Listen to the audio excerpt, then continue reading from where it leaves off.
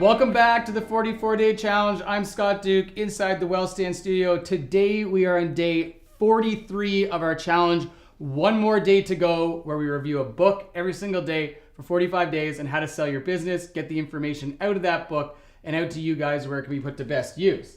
So today's book is called How to Run Your Business So You Can Leave It in Style by John H. Brown. And this is quoted as the #1 selling book on exit planning. And John's specialty is exit planning. He runs an exit planning firm.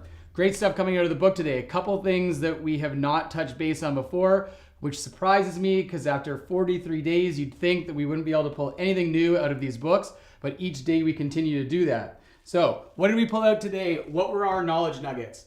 Talking about legal audit, value through key employees, and value of a business broker or an intermediary.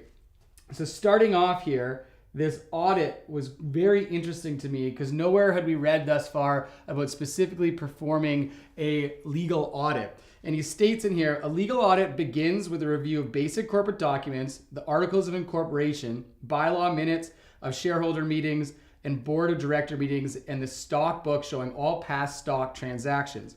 The audit then looks at operating documents, contracts with third parties, loan documents, leases, and a host of agreements regarding employment, trade secrecy, and the transfer of stock, to name a few.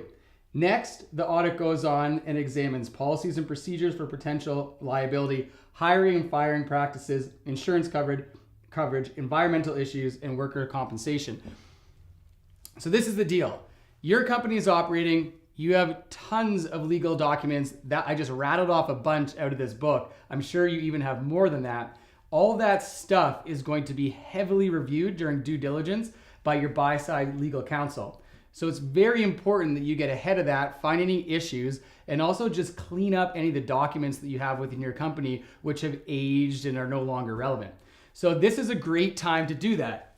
Get a legal audit. Get your lawyer to look over this stuff. Take some time. It's worth the price you're going to put into it. It's worth what you're going to pay for it. And you're going to save that in the end in the due diligence period. Legal audit. Great takeaway from this book.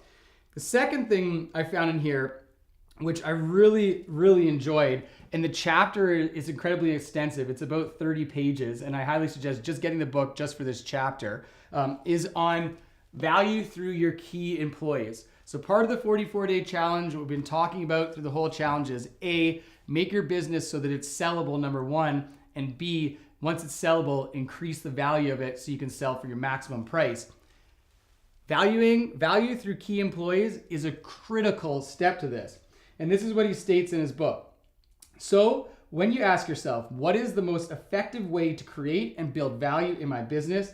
The correct answer is finding, keeping, and motivating key employees. All right? That's the major takeaway from this book. We always do a major takeaway. That's definitely the major takeaway of this book. And he talks about there's reasons why. Properly motivated by a profit-based incentive plan, key employees do increase the value of your business.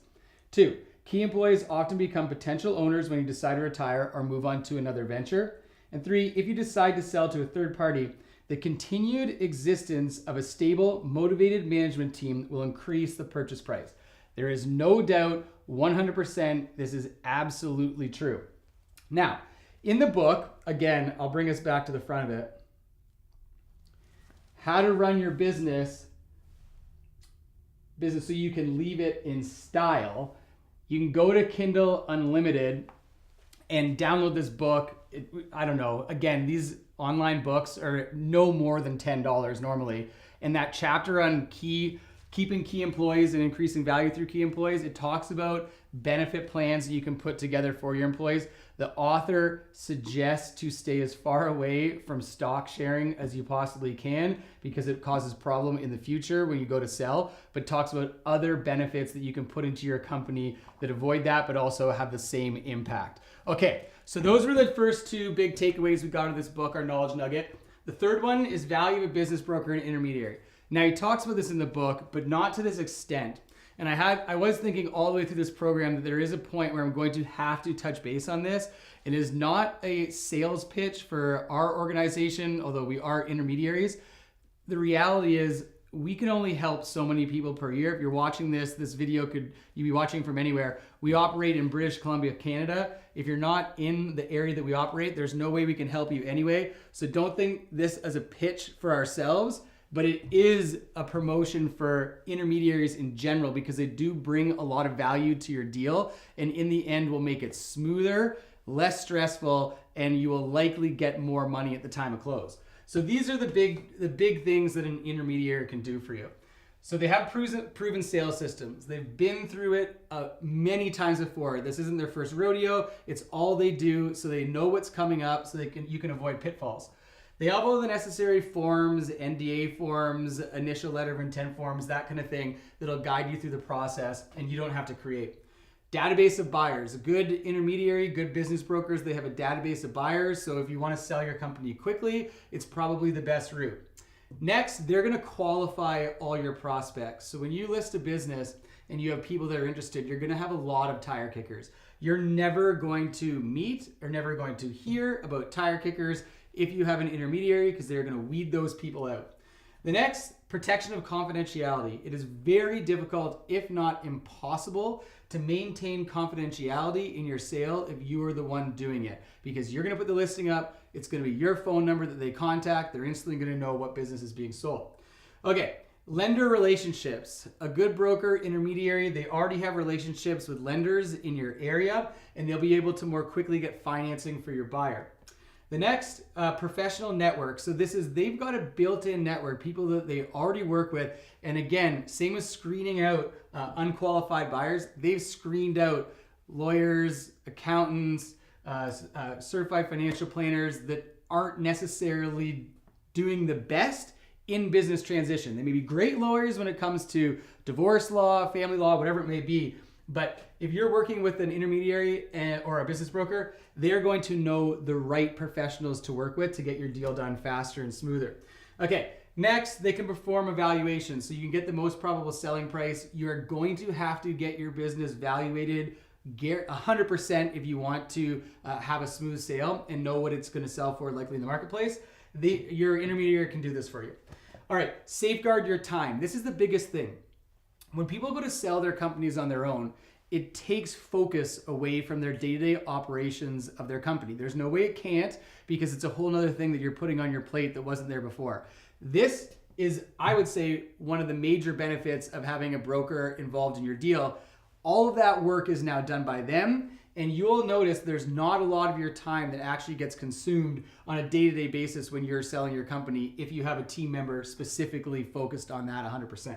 And lastly, expert negotiation. So the thing is that when you negotiate, we showed this, I think it was in day 40 or 39 maybe, how important the negotiation part is in your sale to maximize your price and make sure you don't leave any money on the table. That's where expert negotiation comes in. And these brokers, these intermediaries, they've been through these deals before. Like I said, they've had many times at the table where they've gone through it. And also, you can make them the bad cop. Having somebody that can be the bad cop is so incredibly important. You don't want to have animosity towards your buyer, because you're likely going to be working them in a transition process after the business sells, or you may be holding a note for them that extends out a couple years. You want to have a solid relationship, and that relationship to sustain itself all the way through the sales cycle. And having an intermediary or a broker that can take the heat off of you is a big plus. Anyhow, like I said, not a sales pitch for us, a sales pitch maybe for the industry in general, but this is one of your team members that you need to have when we talk about building a team and going to successfully sell your company. Having an intermediary on board with you is a massive addition to the team that's going to give you a really higher chance of sale, most definitely, no question. Okay, guys, that was day 43 of the 44-day challenge. I can't believe we're charging through these things one more day. After the 44th day, I'm going to take a few days off, definitely taking a break from the 44-day challenge. Then I'm going to come back and I'm going to give you the top 5 books and the major takeaways that we got out of all the books. So again, thanks for tuning in. Great to have you here, and we'll see you guys again tomorrow.